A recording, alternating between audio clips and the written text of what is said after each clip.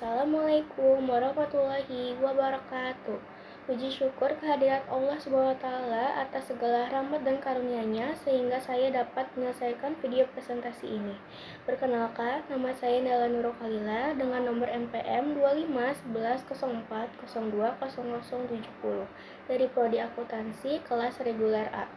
Pada video ini, saya akan mempresentasikan materi untuk memenuhi tugas akhir mata kuliah syariah. Tema yang saya ambil adalah sumber-sumber syariat, yang berisi sumber-sumber syariat yang disepakati dan sumber-sumber syariat yang tidak disepakati. Apa itu sumber syariat? Sumber syariat adalah pedoman utama yang dijadikan dasar dalam menetapkan hukum Islam, baik dalam ibadah maupun muamalah. Tanpa sumber yang jelas, penetapan hukum dapat menjadi subjektif, yaitu dibuat berdasarkan pendapat atau keinginan sendiri. Sikap subjektif juga dapat menyebabkan seseorang memiliki standar ganda dalam menerapkan hukum. Selanjutnya ada klasifikasi dalam sumber syariat. Yang pertama ada sumber hukum atau syariat utama atau yang biasa disebut al-adillah, al-asliyah atau al-muttafaq alaih. Sumber hukum utama adalah sumber hukum Islam yang disepakati oleh para ulama sebagai dasar dalam menetapkan hukum. Sumber ini menjadi pedoman utama karena dianggap paling kuat dan paling dipercaya. Yang kedua ada sumber hukum atau syariat sekunder atau yang disebut al-adillah, al-tabaiyah atau al-mutalafih. Sumber hukum sekunder adalah sumber hukum Islam yang tidak disepakati oleh semua ulama. Ada ulama yang menerima dan menggunakannya, tetapi ada juga yang tidak. Sumber ini biasanya digunakan jika tidak ditemukan hukum yang jelas dalam sumber hukum utama. Selanjutnya kita masuk ke sumber syariat yang disepakati. Sumber syariat yang pertama adalah Al-Quran. Al-Quran adalah firman Allah SWT yang diturunkan kepada Nabi Muhammad SAW melalui malaikat Jibril. Al-Quran terdiri dari 114 surah, dimulai dari surah Al-Fatihah dan diakhiri dengan surah An-Nas. Al-Quran menjadi sumber syariat Islam yang pertama dan paling utama karena seluruh ajarannya berasal langsung dari Allah SWT.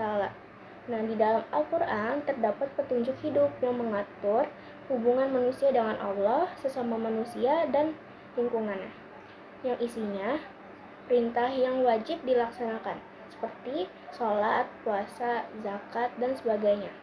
Juga ada larangan yang harus kita jauhi, seperti mencuri, berbohong, berjudi, dan minum minuman keras. Sumber syariat yang kedua adalah sunnah.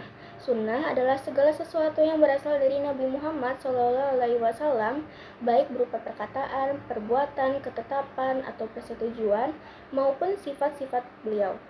Sunnah menjadi sumber syariat Islam yang kedua setelah Al-Quran.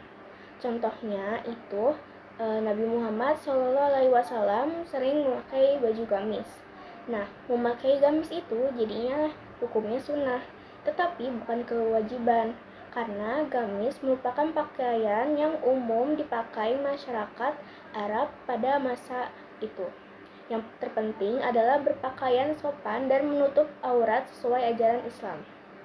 Selanjutnya ada fungsi sunnah adalah menjelaskan, memperkuat, dan melengkapi hukum-hukum yang terdapat dalam Al-Quran.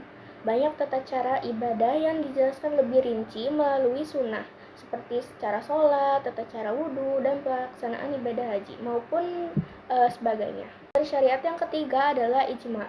Ijma adalah kesepakatan dalam menetapkan hukum Islam ketika ada suatu masalah yang tidak ditemukan hukumnya secara jelas di dalam Al-Quran maupun sunnah atau hadis oleh para ulama. Nah, contohnya itu pada zaman dahulu belum ada kan pembahasan hukum tentang merokok atau hukum merokok. Nah, untuk mengetahuinya, maka para ulama melakukan kias dengan sesuatu yang memiliki kemiripan. Nah, salah satu yang dijadikan pembanding adalah dukon, karena sama-sama berarti asap. Dukon itu artinya asap, dan juga rokok itu kan menghasilkan asap yang dapat membahayakan. Contoh selanjutnya ada hukum narkoba. Narkoba dikiaskan dengan khamr karena sama-sama menghilangkan akal, memabukkan, dan merusak tubuh. Oleh karena itu, para ulama bersepakat bahwa hukum narkoba adalah haram. karena mengikuti hukum qamar yang sudah jelas keharamannya. Sumber syariat yang keempat adalah qiyas. Qiyas adalah cara menetapkan hukum dengan membandingkan suatu masalah baru dengan masalah yang sudah ada hukumnya karena memiliki kesamaan penyebab. Contohnya seperti tadi, narkoba yang dikiaskan dengan khamar karena sama-sama memabukkan, menghilangkan akal, dan merusak tubuh. Nah, maka hukumnya mengikuti khamar, jadinya hukum narkoba itu haram. Terus ada tadi juga rokok yang dikiaskan dengan sesuatu yang memiliki kemiripan, misalkan dukon, artinya asap, sehingga ulama mengkaji hukumnya berdasarkan kesamaan. Selanjutnya, saya akan membahas sumber hukum yang tidak disepakati. Sumber hukum yang tidak disepakati pertama adalah syaruman qoblana, yang artinya itu syariat sebelum kita. Syaruman qoblana adalah syariat umat terdahulu yang masih diperdebatkan apakah masih berlaku atau tidak dalam Islam. Nah, contoh syariat dahulu yang masih digunakan sampai sekarang itu ada puasa, haji. Nah, hukum terdahulu itu yang diperselisihkan tuh ada hukum rajam, itu bagi seorang kakek dan seorang nenek itu berzina. Nah, terus ada hukum ziarah kubur.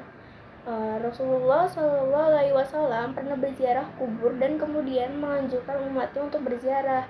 Nah, karena itulah hukum ziarah kubur adalah boleh selama tidak dilakukan secara berlebihan dan tidak bertentangan. Sumber hukum yang tidak disepakati kedua adalah al-urf. Al-urf adalah adat istiadat atau budaya yang hidup di masyarakat. Budaya itu bisa aja sebenarnya menjadi sumber hukum, tapi nggak semua ulama tuh menggunakan atau memakai hukum tersebut. Contohnya tuh pada saat sholat Jumat, yang biasa kan khotib atau orang sholat Jumat bisa aja kan pakai peci, khotib pakai peci kan biasanya. Nah, di Indonesia itu hal ini menjadi budaya atau kebiasaan, tapi di negara lain seperti kayak Amerika, khotib tuh bisa aja nggak pakai peci, atau orang sholat Jumat di Indonesia juga bisa aja kan nggak pakai peci. Jadi memakai peci itu bukan kewajiban dalam syariat. Nah, contoh lainnya itu ada di masyarakat Padang. Ada budaya pihak perempuan yang melamar laki-laki. Nah, sementara di Jawa dan sebagian besar wilayah Indonesia yang melamar tuh biasanya kan pihak laki-laki. Pada dasarnya itu, umat Islam dianjurkan menghormati dan mengikuti budaya masyarakat selama tidak bertentangan dengan syariat. Nah, budaya yang bertentangan dengan syariat seperti kayak membuang makanan, itu tuh sebaiknya tuh harus dijauhi ya. Nah, budaya yang baik seperti mengikuti adat saat menghadiri pernikahan Sunda yang memiliki tradisi tertentu itu boleh dihormati selama tidak melanggar syariat. Sumber hukum yang tidak disepakati ketiga dan terakhir adalah masalih mursalah.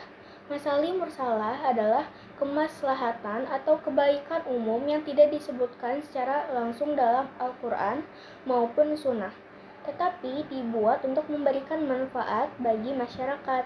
Nah, contohnya tuh kewajiban kita memiliki KTP, ya adanya lampu merah di jalan. Untuk mematuhi lampu merah di jalan itu berhenti ya. Terus ada memiliki SIM dan STNK. Terus ijazah sebagai bukti telah menyelesaikan pendidikan. Kesimpulan yang saya dapatkan dari materi ini, sumber hukum Islam digunakan sebagai pedoman dalam menentukan hukum dalam suatu permasalahan. Sumber hukum utama yang disepakati oleh para ulama adalah Al-Quran, Sunnah atau hadis, ijma, dan qiyas.